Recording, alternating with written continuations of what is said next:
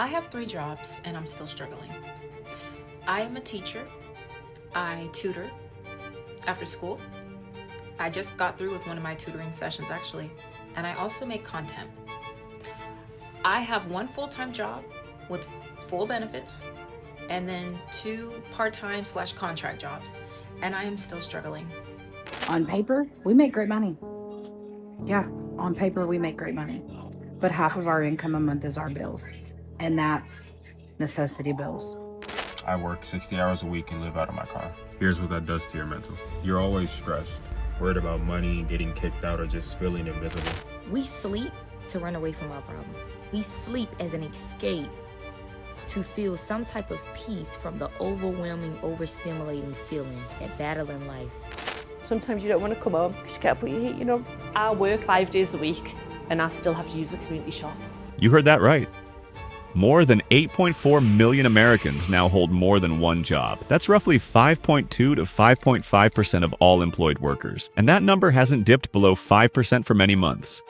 Something the country hasn't seen since the years following the Great Recession. What once looked like a temporary bump has quietly become the new normal. Behind those numbers are real people. Parents, students, professionals, all doing the same thing.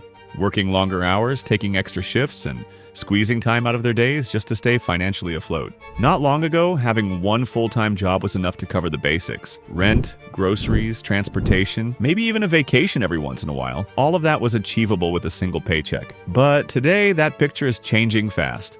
More and more people are finding that even with a steady job, they can't keep up with the rising cost of living. The math no longer works. What used to sustain a household now barely keeps the lights on.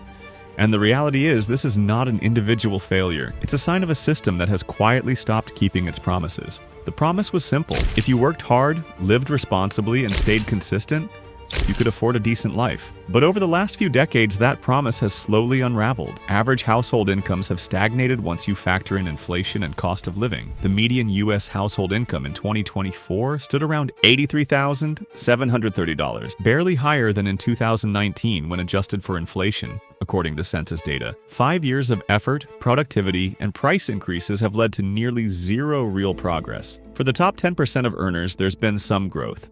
But for everyone else, the numbers are painfully flat. The gap between wages and living costs has widened so much that even middle-class families now live one unexpected bill away from financial strain. Housing is where that strain hits hardest. Rent prices have exploded. Home ownership has drifted out of reach for millions. A study by Investopedia found that only 1 in 8 U.S. renters can now afford a median-priced home. That's an astonishing reversal from just a decade ago. Mortgage rates are up, property values keep rising, and landlords continue to raise rents to match inflation. What was once considered a healthy housing budget, spending no more than 30% of income, is now a distant dream. Many tenants spend 40 to 50% just to keep a roof overhead. Each rent increase sends a ripple effect through the rest of their finances.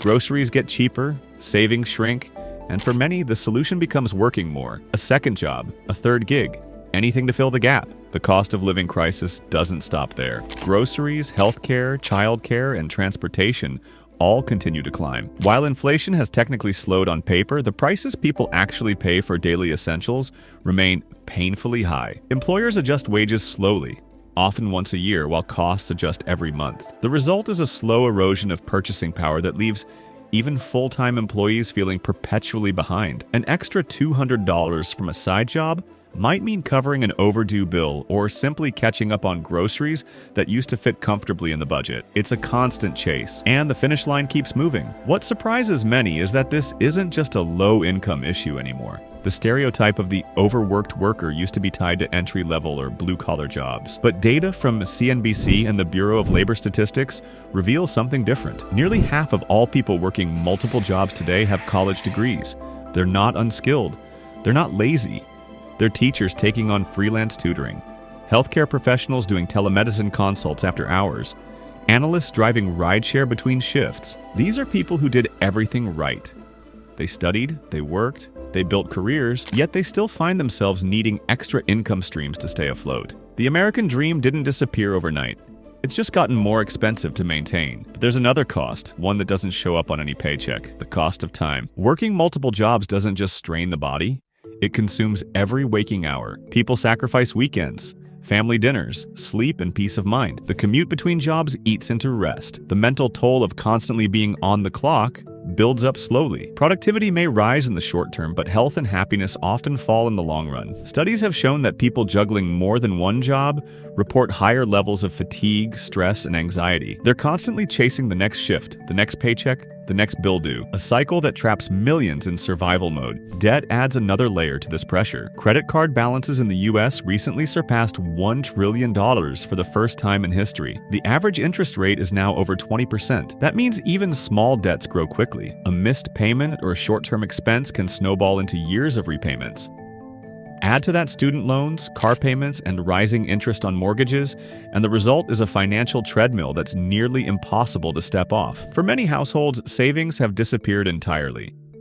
Studies show that roughly half of Americans have less than $500 in savings. That means one unexpected bill, a medical expense, a car repair, or even a rent increase can trigger a crisis. It's no wonder that people are turning to extra jobs and side income just to maintain stability. It's worth asking what happens next. Can an economy sustain itself when millions must work multiple jobs just to stay stable?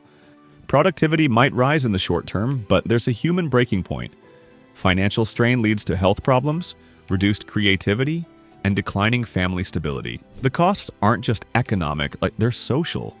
A system that demands constant work without real progress eventually collapses under its own weight. The solution isn't simple, but it starts with rethinking what financial stability means. A single paycheck should be enough to live on, not a ticket to constant struggle. People need more than jobs. They need sustainable income, fair wages, and a chance to build wealth, not just survive. Yet, even in this grim landscape, people adapt. Some are learning new skills to transition into higher-paying roles. Others are downsizing or relocating to more affordable areas. A growing number are starting small businesses, trying to take control of their income rather than depend on a single employer. The rise of solopreneurship and remote work has opened new paths, but those paths aren't easy. They require time, education, and a level of financial breathing room that many simply don't have. For millions, there's no luxury of reinvention, only endurance. The truth is, no one should need multiple jobs just to afford a normal life. The idea that one full-time job could provide stability shouldn't feel nostalgic. It should be standard, but that's not the world we're living in. The solution isn't to shame people for working harder, it's to question why they have to. Why does a full-time employee still need a side job to pay rent? Why does economic growth benefit corporations while the workers who fuel it stay stuck? Why does the idea of rest now feel like a luxury? These questions reveal a deeper issue. The value of labor has not kept up with the cost of living. And that's what makes this more than an economic story. It's a social one. When millions of people spend their lives juggling jobs, there's less time for innovation, community, and creativity. A society built on constant work leaves no space for living. And over time, that doesn't just drain individuals, it weakens the foundation of the economy itself.